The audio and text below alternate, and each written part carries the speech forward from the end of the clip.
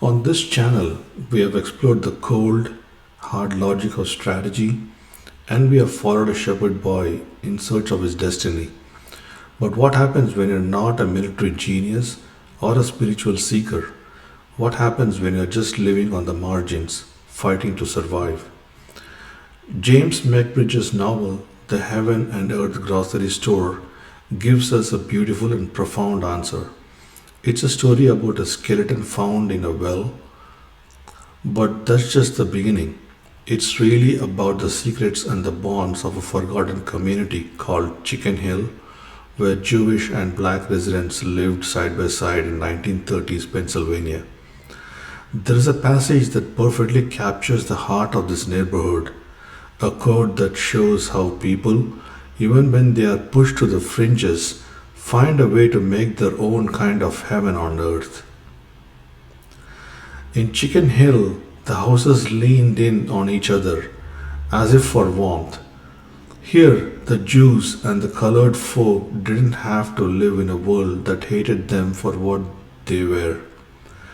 They lived in a world where they were just people and where the most important thing you could do was look out for your neighbor. Their love for each other was an armor built not with walls but with kindness, shared sorrows, and a fierce, unshakable loyalty that made them invisible to the world that had cast them aside. It was a place where heaven and earth met in the everyday struggle and the small acts of grace that kept them all alive. So, that passage to me is the entire soul of the book. It reminds us that community isn't always something we are born onto. Sometimes it's something we have to create ourselves out of necessity. The Heaven and Earth Grocery Store shows us a world where people are bound by a shared sense of otherness. They are not defined by the race or the religion, but by their mutual struggle against a system that wants to erase them.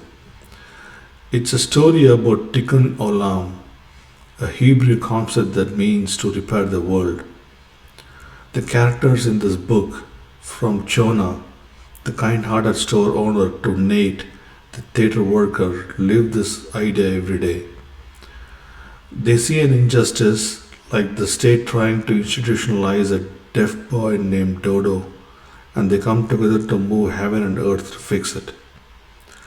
It's a story about the power of small acts. In a world of grand gestures and major conflicts, McBride shows us that the most heroic acts are often the quietest: a kind word, a shared meal, or a community that decides to look after one another. So, whether you are navigating the challenges of your own neighborhood or the divisions of our modern world, what can we learn from the people of Chicken Hill? Perhaps the greatest lesson is that the most powerful force isn't found in wealth or power, but in the connections we forge with people right next to us. Because when we can move heaven and earth for our neighbors, we can truly start to repair the world. Thank you for listening, and I'll see you in the next.